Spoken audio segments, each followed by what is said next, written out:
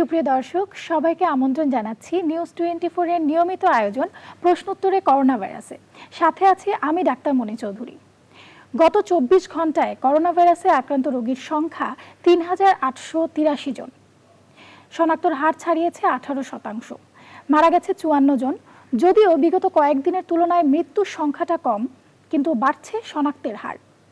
অন্যদিকে সারা দেশে আজ শুরু হচ্ছে টিকাদান কর্মসূচি। চীনের সিনোফার্মের টিকা পৌঁছেছে 64 জেলায়।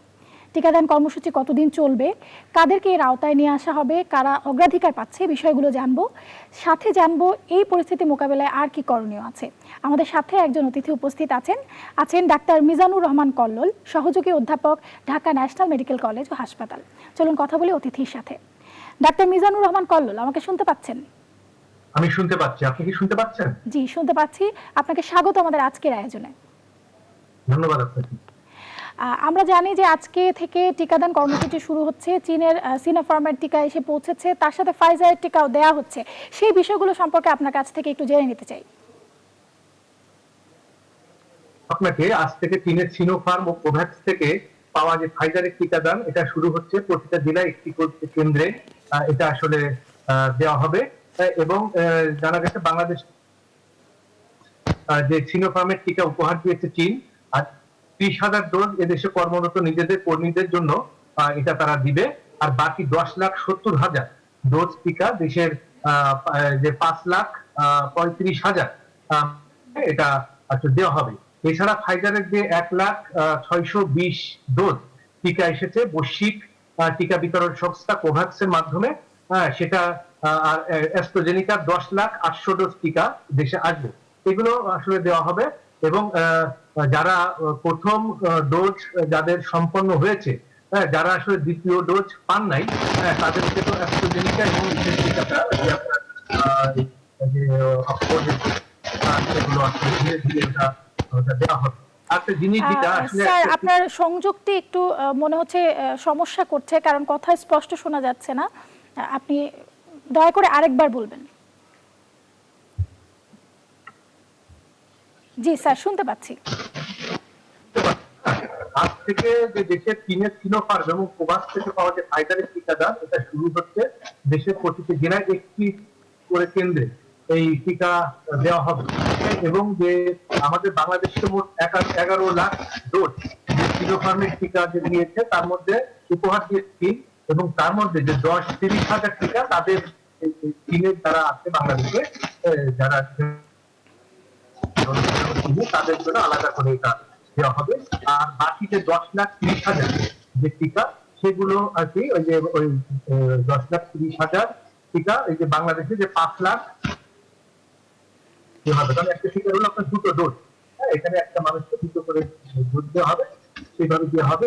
আর হলো কোভ্যাক্সের মাধ্যমে যে টিকাটা আসবে আর কি, যে আপনার ফাইজারের যে 1,620,000 যে ডোজ, যেটা বাংলাদেশে চলে যাবে, সেটা আসলে পর্যায়ক্রমে দিতে হবে। এবং এটা যে একটা করছে যে নীতিমালা, যে আপনার যারা প্রথমে যারা নিবন্ধন করেছিল, যে কোনো ব্যক্তি বিশেষ দেখে না, সরকার একটা করেছে যে যারা প্রথমে নিবন্ধন করেছিল সেখানে বাছাই করে তাদেরকে দেওয়া হবে। প্রতিটা জেলার একটি কেন্দ্রে এই টিকাদান আজকে থেকে এটা শুরু হচ্ছে এবং বাংলাদেশে যারা অ্যাস্ট্রাজেনিকা এবং অক্সফোর্ডের টিকা যারা পেয়েছেন প্রথম ডোজ, তাদের অনেক বাকি আছে, তারা আসলে পর্যায়ক্রমে যেটা পাবেন, যদিও সেটা অনিশ্চিত কবে থেকে আসলে তারা পাচ্ছেন, কারণ ভারত তো সেই টিকার আমাদের কাছে এখনো বিক্রি করছে না। এটা পাশাপাশি এটাও জানা যাচ্ছে যে প্রথম ডোজ যারা নিয়েছিলেন টিকা, যারা অন্য টিকার দ্বিতীয় ডোজ গ্রহণেও বিশ্ব স্বাস্থ্য সংস্থা আসলে ওইভাবে অনুমতি দেয় না যে আজ অ্যাস্ট্রাজেনিকা অক্সফোর্ডের টিকা নিল, কাল সেই একই ব্যক্তি ফাইজারের টিকা নেবে। এই ধরনের কোনো অপশন নাই। যে সুতরাং সব মিলিয়ে আসলে যে কেউ পাবে কেউ পাবে না, এরকম অবস্থার মধ্যে দিয়ে আসলে আমাদের এই টিকাদান সেটি জানতে চাচ্ছিলাম যে যারা অক্সফোর্ড অ্যাস্ট্রাজেনেকার টিকা এর আগে নিয়েছে, তারা এই সময়টাতে এখন কি করবে? তারা কি এই টিকাটা পাবে? প্রায় 14 লাখ মানুষ, তারা কি দ্বিতীয় ডোজ কি পাবে কিনা, নাকি এই বিষয়ে এখনো অনিশ্চয়তা? তারা দ্বিতীয় ডোজ মানে অন্য টিকার আসলে পাবে না। কারণ এখানে আমরা বারবার বলছিলাম যে যারা অ্যাস্ট্রাজেনিকা এবং অক্সফোর্ডের টিকা যারা পাচ্ছে, তাদের তো ওই টিকাটাই নিতে হবে, কারণ এটা আর ধরেন যে সেক্ষেত্রে আমরা টিকাটা কিন্তু জানি যে একটা টিকা নেওয়ার পরে দ্বিতীয় ডোজটা কিন্তু শিডিউল ঠিক করে দেওয়া হয়। তো সেক্ষেত্রে তারা কতদিন পর্যন্ত অপেক্ষা করতে পারবেন? কারণ টিকা কবে আসছে সে নিয়ে তো এখনো পর্যন্ত নিশ্চিত করে কিছু বলা যাচ্ছে না। হ্যাঁ, শিডিউল ঠিক করে দেওয়া হয়। সাধারণত দেখা যাচ্ছে যে প্রথমে বলা হচ্ছিল যে 4 সপ্তাহ পরে তারা সেকেন্ড ডোজ দিবেন, কিন্তু পরে দেখা যাচ্ছে যে 4 সপ্তাহ না, যত দেরি হয় অ্যান্টিবডিটা তত ভালোভাবে আসলে তৈরি হয়। হ্যাঁ, এবং তখন দেখা যাচ্ছে যে যারা 2 মাস পরে, হ্যাঁ 2 মাস পরে তাদের অনেকে আবার 2 মাস পরে কিন্তু পাচ্ছেন না, বিশেষ করে টিকার স্বল্পতার কারণে। কিন্তু তাদের আসলে এই ধরনের ব্যাপক গবেষণা আসলে হয় নাই যে তারা পরবর্তীতে কি হবে। কিন্তু যতদিন তারা সেকেন্ড ডোজ না পাচ্ছে ততদিন তাদেরকে আসলে স্বাস্থ্যবিধি মেনে চলতে হবে। স্বাস্থ্যবিধি মেনে চলার কোনো বিকল্প নাই এবং তাদের ধৈর্য সহকারে অপেক্ষা করতে হবে। হয় যে যে 3 মাস, 2 থেকে 3 মাস পরে যে অ্যান্টিবডিটা কি আসলে থাকবে শরীরে নাকি মিলিয়ে যাবে, সেই ব্যাপারে আসলে ব্যাপক গবেষণা এইভাবে আসলে হয় না। কিন্তু আশা জায়গা নিয়ে কথা যে বিজ্ঞানীরা বলছেন যে যত দেরি হোক, হ্যাঁ, যে এটার আসলে অ্যান্টিবডিটা নষ্ট হবে না, অ্যান্টিবডিটা শরীরে থেকে যাচ্ছে বেশ কিছুদিন সেকেন্ড ডোজ পর্যন্ত। সেকেন্ড ডোজ যদি নেওয়া হয় তাহলে অ্যান্টিবডিটা পরিপূর্ণভাবে আসলে এটা পাবে। সুতরাং তাদেরকে আসলে যে খুব বেশি হতাশা হওয়ার আসলে আশঙ্কা করার আসলে কিছু নেই। সেটি একটি প্রশ্ন যে ফার্স্ট ডোজ যাদের দেওয়া হয়েছে তাদের শরীরে যে অ্যান্টিবডি তৈরি হচ্ছে সেই অ্যান্টিবডিটা কতদিন থাকবে, কতদিন তাদেরকে রক্ষা করতে পারে এই করোনা ভাইরাসের আক্রমণ থেকে? এটি একটি প্রশ্ন দর্শকরা অনেকেই জানতে চেয়েছেন। যারা একটা ডোজ টিকা কমপ্লিট করেছে তারা কতদিন আসলে এই করোনা ভাইরাসের বিরুদ্ধে সুরক্ষা পাবে? হ্যাঁ, এটা একটা জিনিস যে করোনা যখন আমরা ভ্যাকসিন নিচ্ছি, এই ভ্যাকসিনের যে রোগ প্রতিরোধ এটা আসলে দুই ভাবে এই ক্ষমতার আসলে যে লড়াই করে শরীরের যে ইসের বিরুদ্ধে, হ্যাঁ শরীরের রোগের বিরুদ্ধে, যে এইটা দুই ভাবে লড়াই করে। এই এক হলো শরীরের স্বাভাবিক অ্যান্টিবডি যেটা নিউট্রালাইজিং অ্যান্টিবডি, সেটা আর একটা শরীরের টি সেলের মাধ্যমে। সুতরাং যাদের অ্যান্টিবডি তৈরি হচ্ছে না, অনেকে আশঙ্কা করছেন তৈরি হচ্ছে না, হ্যাঁ তখন আসলে একটা জিনিস যে অ্যান্টিবডি তৈরি না হলেও আসলে এটা ভয়ের কিছু নাই। হ্যাঁ, কারণ আপনার শরীরের টি সেল, এই টি সেল যে অ্যান্টিবডি এটা আমরা দেখতে পাচ্ছি না, কারণ এটা হলো আপনার বোন ম্যারোতে, যেটা আমরা অস্থিমজ্জা বলছি, সেখানে তৈরি হচ্ছে এবং সেখানে এই যে ভাইরাসের একটা প্রতিচ্ছবি কিন্তু থেকে যাচ্ছে। হ্যাঁ, যে সুতরাং যদি অন্য কোনো ভাইরাস আপনার শরীরকে, অন্য কোনো ভাইরাস বলতে করোনা ভাইরাস সেকেন্ড টাইম যদি আপনার শরীরকে যদি আক্রমণ করতে আসে, তাহলে ওই যে আপনার ভাইরাসের যে ছবিটা সে তুলে রেখেছে শরীরের পিছের, সেটা কিন্তু আসলে ওই ভাইরাসের এগেইনস্টে তখন যুদ্ধ করবে এবং পরাস্ত করবে। সুতরাং যাদের শরীরে অ্যান্টিবডি তৈরি হচ্ছে না এবং তারা খুব আশঙ্কাজনক, আমাদের অনেকেরও দেখেছি চিকিৎসকরা, অনেক প্রফেসরদের মধ্যেও তারা অ্যান্টিবডি পরীক্ষা করিয়েছেন কিন্তু দেখা যাচ্ছে যে অ্যান্টিবডি তৈরি হয় নাই।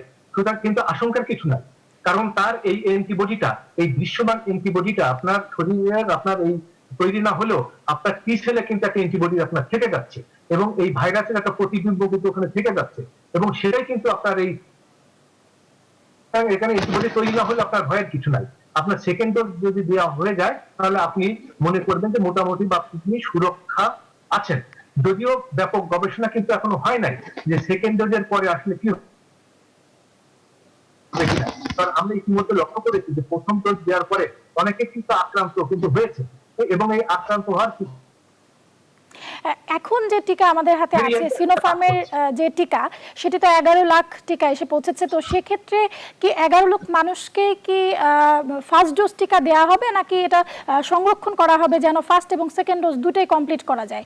সেরকম কোনো পরিকল্পনা কি আছে? সেরকম কিন্তু পরিকল্পনা আছে যে বলা হচ্ছে যে আপনার 5,35,000 মানুষের জন্য এই টিকা। তার মানে কি? তার মানে আমরা ধরে নিচ্ছি যে সেকেন্ড ডোজটা রেখে দেখতে দেওয়া হচ্ছে। হ্যাঁ, সেকেন্ড ডোজটা রেখে যাতে সেভাবেই কিন্তু দেওয়া হচ্ছে।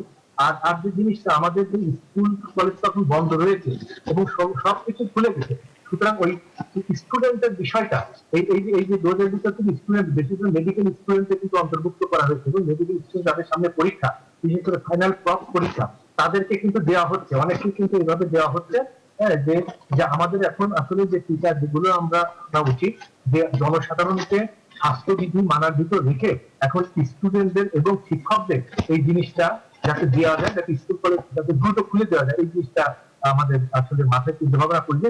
আর একটা জিনিস যেটা বারবার আপনারা যেটা বলে থাকেন যে একবার একটা টিকা নিলে অন্যদের আক্রান্ত হচ্ছে কিনা, আমরা ইতিমধ্যে লক্ষ্য করেছি যে ভেরিয়েন্টের ব্যাপারে যে ভাইরাস থেকে রূপ বদল করে সেই বিষয়টা কিন্তু আমরা লক্ষ্য করেছি যে একটি ভেরিয়েন্ট একজনকে আক্রমণ করলে অন্য একটি ভেরিয়েন্টকে আক্রমণ করবে না, সেই ব্যাপারে কিন্তু আসলে ওইভাবে ব্যাপক গবেষণা হয় নাই। সুতরাং এই ব্যাপারে আসলে যারা ভ্যাকসিন নিচ্ছেন তাদেরকে আসলে স্বাস্থ্য আপনার সচেতন থাকতে হবে এবং স্বাস্থ্য যাতে সুরক্ষা পায় সেই ব্যাপারে আপনার সাবধান থাকতে হবে, কারণ অন্য একটা ভেরিয়েন্ট দ্বারা কিন্তু আক্রান্ত হতে পারেন।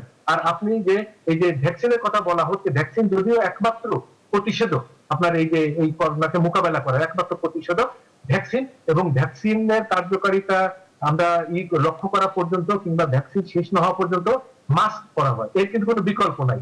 এটা কিন্তু আমাদের মানতে হবে, কারণ আপনার ভেরিয়েন্ট কিন্তু বিভিন্ন ভেরিয়েন্ট আসছে এবং এবং আজও দেখলাম ল্যামডা ভেরিয়েন্ট আর একটা কিন্তু আসছে। আপনি ইন্ডিয়ার কথা ধরেন যে আপনার ডেল্টা ভেরিয়েন্ট যেটা হচ্ছিল সেটা কিন্তু আবার ডেল্টা প্লাসও কিন্তু হচ্ছে এবং সেটা আরো শক্তিশালী, এবং দিন যত যাচ্ছে ভাইরাস তার নিজের প্রয়োজনে এই এই যে তার রূপ বদল করছে এবং ভেরিয়েন্ট কিন্তু চেঞ্জ হচ্ছে। আপনার কথায় যেটা বুঝলাম যে যতই ভ্যাকসিন দেওয়া হোক না কেন স্বাস্থ্যবিধি মানার কোনো বিকল্প নেই, যারা টিকা নেবেন তাদেরও কিন্তু স্বাস্থ্যবিধি মেনে চলতেই হবে। আরেকটি বিষয় যে আমরা জানি যে ঢাকায় এখন 68% দেখা যাচ্ছে যে ডেল্টা ভ্যারিয়েন্ট বা ইন্ডিয়ান ভ্যারিয়েন্ট, সেক্ষেত্রে আসলে আমরা কতটা ঝুঁকিতে আছি, আর এই যে এখন টিকা দেওয়া হচ্ছে সিনোফার্মের যে টিকাটা সেটা কতটা এই ডেল্টা ভ্যারিয়েন্টের বিরুদ্ধে কার্যকরী হবে? এটা একটা তোমার একটা কথা বলেছেন যে ডেল্টা ভেরিয়েন্ট যে ভারতীয় যে ভেরিয়েন্টটা আগে নাম ছিল, পরবর্তীতে যে তাদের অবজেকশনের কারণে বিশ্ব স্বাস্থ্য সংস্থা বিভিন্ন নামকরণ করেছেন, হ্যাঁ, যে বিটা নামকরণ, আলফা নামকরণ এবং ডেল্টা নামকরণ বিভিন্ন দেশের যেটা পাওয়া যাচ্ছিল মানে শনাক্ত করছিল ওইভাবে নামকরণ করেছেন। সেই হিসাবে ইন্ডিয়ার নামকরণ করেছেন ডেল্টা ভেরিয়েন্ট, এবং পরে আমরা দেখছি যে ডেল্টা ভেরিয়েন্ট যখন বাংলাদেশে ঢুকে পড়েছে, হ্যাঁ, বিশেষ করে আপনার যে বর্ডার যে এলাকাগুলো আছে সীমান্ত এলাকাগুলা সেখানে শনাক্ত হয়েছিল এবং অত্যন্ত আশঙ্কাজনক ভাবে ঢাকা শহরে যে বিগত কয়েকদিনে যে আপনার শনাক্ত হচ্ছে সেখানে দেখা 68% এই ভেরিয়েন্ট। এটা বারবার যেটা বলা হচ্ছিল যে সীমান্তকে রোধ করার কথা বলা হচ্ছিল, কিন্তু এখানে আরেকটা জিনিস থেকে যাচ্ছে যে আসলে কি ভারতীয় ওই ভেরিয়েন্টটা সরাসরি আমাদের এখানে ঢুকে পড়েছে নাকি এই বাংলাদেশের ভেরিয়েন্টটা রূপ বদল করেছে যেটা ওই ভারতীয় যে ডেল্টা ভেরিয়েন্ট সেটার সাথে মিলে যাচ্ছে। এই ব্যাপারে কিন্তু কোনো গবেষণা কিন্তু হয় নাই। যে সুতরাং যে যারা ভারত থেকে আসছে শুধুমাত্র তাদেরকে দোষারোপ দিয়ে আসলে লাভ নাই, কারণ আমরা দেখেছি যে আমাদের ঈদের সময় এই যে ব্যাপক হারে যে ছুটি ছিল এবং ছুটিতে মানুষ যে গ্রাম অঞ্চলে গিয়েছে তখন গ্রামের মানুষ বলতো যে আমাদের এখানে করোনা না, আমরা গ্রামে থাকি, করোনা নাই, কিন্তু সেখানে কিন্তু আক্রান্ত হচ্ছে। এখন আমরা আশঙ্কা করছি যে গ্রাম থেকে শহরে চলে আসছে, বিশেষ করে যারা এই যে গ্রামের কথা আপনি দেখেন যে পর্যাপ্ত কিন্তু ওখানে চিকিৎসার ব্যবস্থা নাই, ওখানে আইসিইউ নাই, এবং গ্রাম থেকে আপনার ঢাকাতে কিন্তু রোগীরা কিন্তু চলে আসছে ব্যাপক হারে, এবং এখানে এসেই কিন্তু এখন তারা কিন্তু এখন ঢাকাতেই ছড়াচ্ছে। যখন বলা হচ্ছে যে গ্রামে ঢাকার মানুষ ছড়াচ্ছে, এখন কিন্তু পুরো উল্টোটা হয়ে যাচ্ছে। যে সুতরাং আপনার স্বাস্থ্যবিধি মানতে হবে, গ্রামে আপনার আইসিইউর ব্যবস্থা করতে হবে হাসপাতালে যে জেলা শহরগুলোতে আছে, নইলে কিন্তু এখন ওখান থেকে কিন্তু ঢাকা শহরে এখন ছড়ায় পড়বে।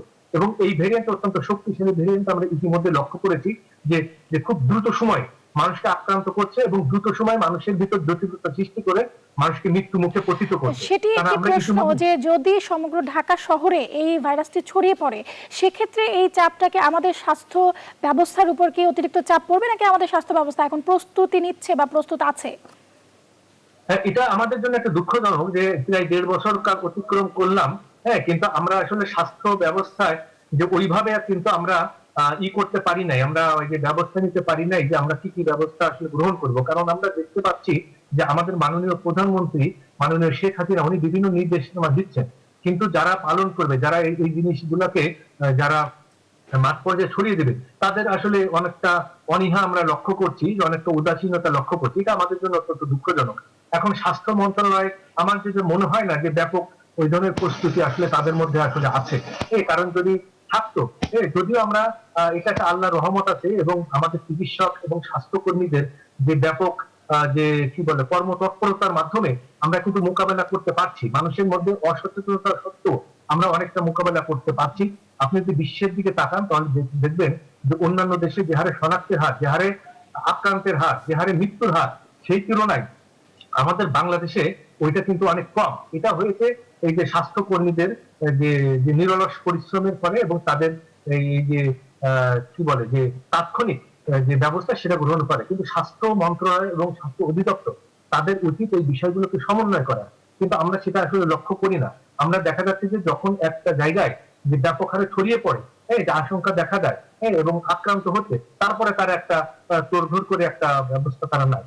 এটা সেক্ষেত্রে আসলে না যেহেতু নিয়ে আমাদের পূর্ব প্রস্তুতি নেই বা যথাযথ প্রস্তুতি নেই, এছাড়া আমাদের টিকার সংকট তো রয়েছে, তাহলে কি আপনি মনে করেন না যে এখনই কঠোরভাবে লকডাউন বা এই ধরনের কোনো ব্যবস্থা নেওয়ার প্রয়োজন আছে? কঠোর ভিতরে লকডাউন নিয়ে এখানে একটা কথা আছে যে লকডাউন আসলে যেভাবে আমাদের এখানে দেওয়া হচ্ছে, যে এটা আসলে লকডাউন এইভাবে আসলে দেওয়া দিয়ে আসলে কতটা ফলপ্রসূ সেটা আসলে বলা যায় না।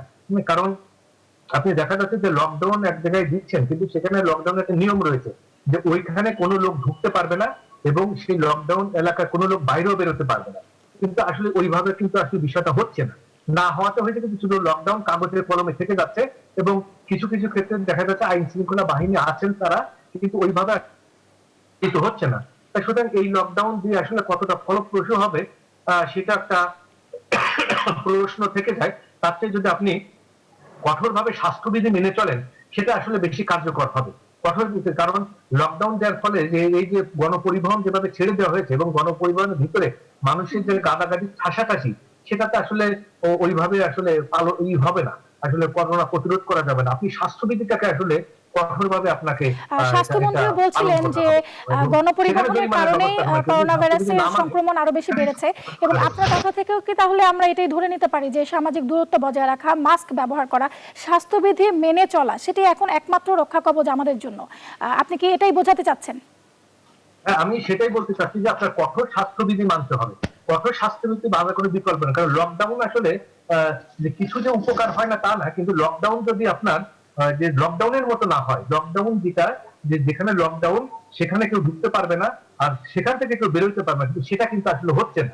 যদি সেটা না হয় তাহলে এই লকডাউন আসলে অকার্যকর হয়ে যাবে, কিন্তু কার্যকর হবে কঠোর স্বাস্থ্যবিধি মানা। কঠোর স্বাস্থ্যবিধি মানা, কারণ একটা আপনার ইসের ওই যে সমস্ত মানুষকে যদি আপনি টিকার আওতায় না আনেন তাহলে কিন্তু এই করোনা কিন্তু হবে না, আপনার সম্পূর্ণরূপে প্রতিরোধ করা যাবে না। এবং সমস্ত মানুষ বলতে আপনার 70% মানুষকে, 70 থেকে 80% মানুষকে টিকার আওতায় আনতে হবে। এ পর্যন্ত যতদূর মানুষকে আনা হয়েছে 3%, মাত্র 3% বাংলাদেশে আনা হয়েছে, কিন্তু এখন আপনার 67% বাকি আছে। সুতরাং 67% এত দ্রুত তো আনা যাবে না।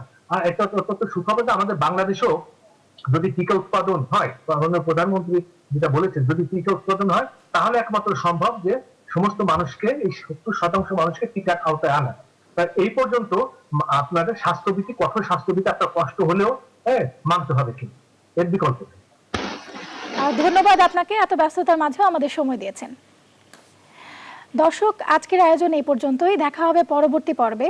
সবাই ভালো থাকুন, সুস্থ থাকুন, স্বাস্থ্যবিধি মেনে চলুন।